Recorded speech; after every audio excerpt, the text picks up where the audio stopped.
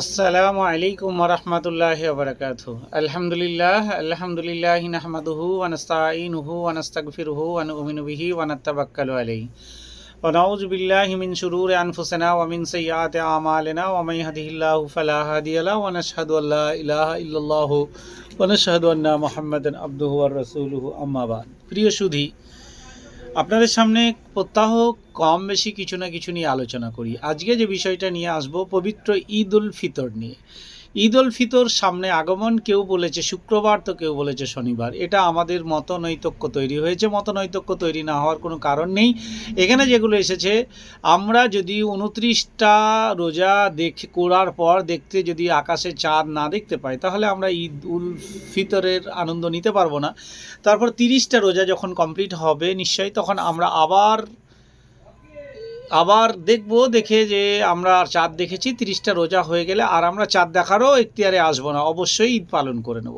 তো এটাই আমরা জানি। তো এখানে বিভিন্নভাবে হয়তো আরবে চাঁদ দেখা গেল কি না, যদি বৃহস্পতিবারের চাঁদে হয়, যদি বৃহস্পতিবারের চাঁদ দেখতে পায় ওরা, তাহলে শুক্রবারে ওরা করবে। আর ওরা যদি বুধবারে চাঁদ দেখতে পায় তাহলে বৃহস্পতিবারে করবে। তাহলে বৃহস্পতিবার এক মুসলিম ভাই শুনলে অপর মুসলিম ভাই যখন শুনবে, তখন তার কথা শুনে ঈদ করতে পারে। এটা যেমন একটা কথা এসেছে। আর সারা পৃথিবী জুড়ে একই দিনে ঈদ হবে, এরও কিছু আলেমের দিন বলেছে। কিন্তু চিরকাল যেটা এসেছে, আজকে যদি পশ্চিমা দেশে হয়, পরের দিন আমাদের দেশে হয়, এটা আমরা অনুভব করি। তো যাই হোক, এখন মানুষ বিভিন্ন রকম উন্নতি প্রযুক্তি নিয়ে এসেছে। আজকে আরবে যেনারা আছেন, পশ্চিমা দেশে যারা শেখ পরিবারগুলো আছে, তারা তাদের চাঁদ দেখা কমিটি তৈরি করেছে। সেই কমিটির ভিত্তিতে তারা যদি চাঁদ দেখতে পান, তাহলে তারা যদি বৃহস্পতিবারের দিন ঈদ উল ফিতর পালন করে, তাহলে হয়তো বা আমরা ভারতীয়রা বা বাংলাদেশিরা বা পাকিস্তানিরা বা অন্যান্য স্টেটে যারা আছে, তারা হয়তো বা শুক্রবারে ঈদ পালন করতে পারে। কিন্তু আমাদের সব থেকে উত্তম হচ্ছে আমরা নিজে চোখে চাঁদ দেখব এবং চাঁদ দেখে 30টা রোজা পূরণ করে ইনশাআল্লাহুল ঈদ উল ফিতর পালন করবে। এটা আমাদের কর্তব্য হওয়া উচিত। কিন্তু আজকে তো বিভিন্ন বাহানা, উন্নতি, টেকনোলজি, এইসব টেকনোলজির মাধ্যমে চাঁদ দেখা কমিটি আজ বিভিন্নভাবে চাঁদ দেখছে। দেখার পরে যদি তারা দেখতে পায় যে চাঁদ দেখা গেছে, তাহলে অবশ্যই ভারতেও বৃহস্পতিবারের জায়গায় শুক্রবারে ঈদ উল ফিতর উদযাপিত হবে এবং সেটা আনন্দের দিন হয়ে উঠবে। তাই সারা পৃথিবীর সমস্ত জাতিকে ঈদ উল ফিতরের শুভেচ্ছা এবং ঈদ উল এর আনন্দ, তাদেরকেও সামিল হওয়ার আহ্বান জানাচ্ছি। আমরা যেমন পৃথিবীতে এসেছি, পৃথিবীর শ্রেষ্ঠ মখলুকাত মানুষ, পৃথিবীর সেরা জীব মানুষ, তাহলে এই মানুষের ভিতরে ভেদাভেদ তৈরি হয়েছে। কেউ হিন্দু, কেউ মুসলিম, কেউ খ্রিস্টান, কেউ ইহুদি, কেউ নাসারা, কেউ জৈন, কেউ বৌদ্ধ, কেউ অমক, কেউ তমক, এই নিয়ে এসেছে। তো এর ভিতরে উৎসব সবার এবং একে অপরকে শুভেচ্ছা বিনিময় অবশ্যই করা উচিত।